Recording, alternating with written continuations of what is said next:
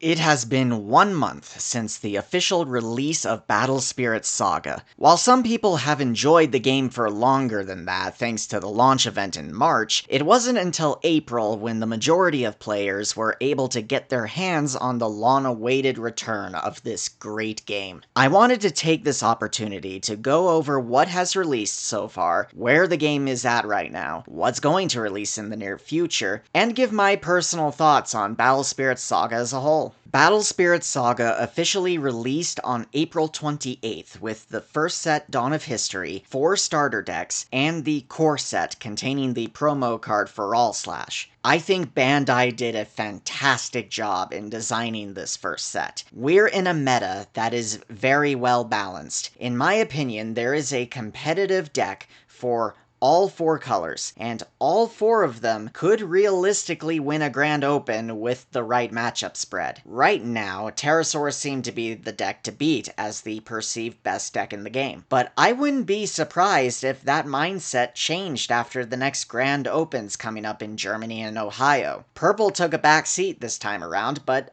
I wouldn't be surprised if it picks back up later. There's always room for other decks to shine in a balanced meta like this, especially since we haven't yet had a Grand Open that has the tournament promos legal. Maybe Yellow Fabled Beasts will take the next one with their shiny new Dual Eagle.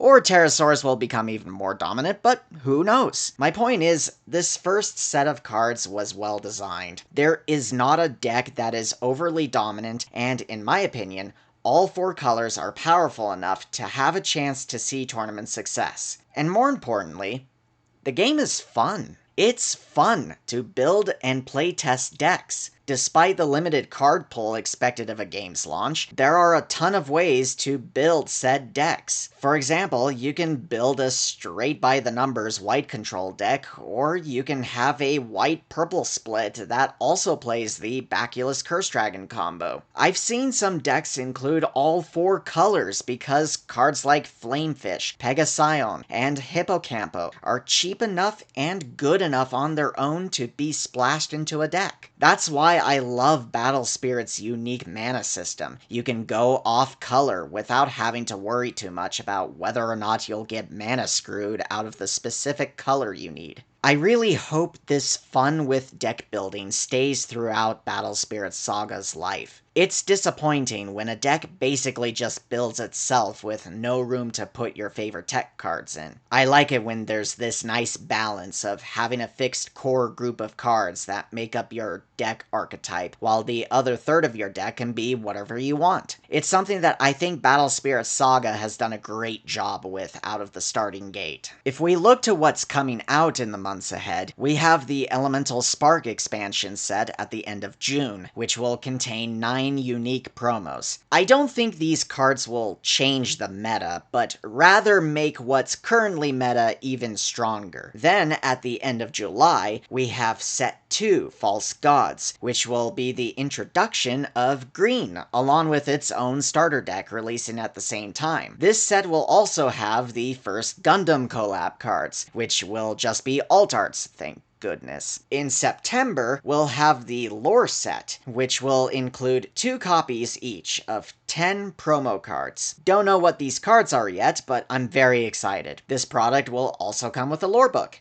Yay! And finally, in October, we have Set 3, Aquatic Invaders, which will introduce Blue into the game, along with its own starter deck. I'm excited to see how much the game will change with these new sets in the coming months. I'm especially excited to play Green, 'cause I like birds, in case you couldn't tell. One more point I want to touch on. I'm really glad that Battle Spirits Saga products seem to be really available right now. As of the making of this video, boxes on TCG Player are going for around $75, and the starter decks are still available at pretty close to their MSRP. I was really worried that product would become really scarce at around this time, so to see that that isn't the case is comforting. Overall, I'm really happy with where the game is at right now. Not everything was perfect, and I'm sure people really hoped that the game would have taken off more than it did, but as far as I'm concerned,